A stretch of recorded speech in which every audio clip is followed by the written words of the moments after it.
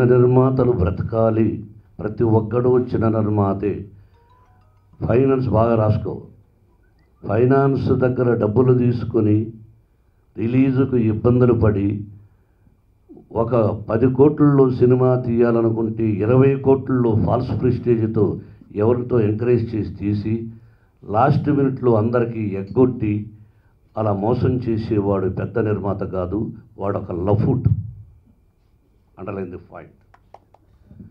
కష్టపడి వచ్చి చిన్న సినిమా తీసి చిన్నగా ఇంట్లో నుంచి డబ్బు తీసుకువచ్చి అక్కడ ఇక్కడ స్నేహితుల దగ్గర తీసి కష్టపడి ఇటువంటి నిర్మాతలే చిన్న నిర్మాతలే గొప్ప నిర్మాతలు.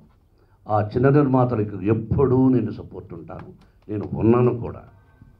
దట్స్ అధైర్యపడక్కర్లే.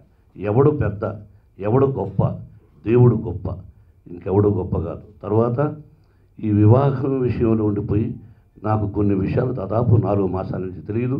తెలిసినప్పుడు కొన్ని నిజాలు మాట్లాడాల్సి వస్తే సినిమా ఇండస్ట్రీ తరఫున నేను మీ దగ్గరకు వచ్చి నేను కరెక్ట్గా మాట్లాడతాను. ఎందుకు భయపడాలి? 60 సినిమాలు తీసాం, 550 చిత్రాల్లో నటించాం. ఏమిటి జూనియర్ ఆర్టిస్ట్ ఎలా కష్టపడతారు, కారు డ్రైవర్ ఎలా కష్టపడతాడు, చిన్న చిన్న వాళ్ళు ఎలా కష్టపడతారో ఆ కష్టాన్ని తెలిసి వచ్చిన వాడిని, ఎవరికి మోసం చేయని వాడిని. కాబట్టి చిన్న నిర్మాత అంటే కాదు, ఎవరైతే చిన్న సినిమాలు తీస్తున్నారో వారే పెద్ద నిర్మాతలు, వారే నిజమైన నిర్మాతలు. వాళ్ళకి ఎప్పుడూ నేను సపోర్ట్ ఉంటాను.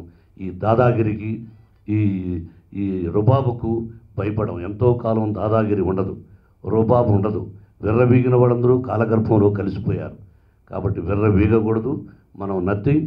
కాబట్టి ఉన్నంతకాలం మంచి చేసి అందరితో కలిసిమెలిసి సినిమా ఇండస్ట్రీ ఎవడబ్బసము కాదని అందరిది అని కలిసిమెలిసి చేసుకున్నప్పుడే ఇది వంటి ఒక కాపురం. ఈ కాపురం బాగుండాలి.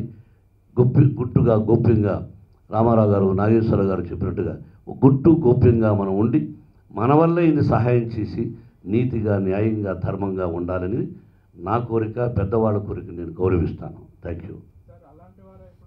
ఇంకెక్కువ వద్దు. ఈ ఫంక్షన్కి పోయి హెడ్లైన్ నువ్వే వేస్తావు, వేరే నన్ను కథపక్కు.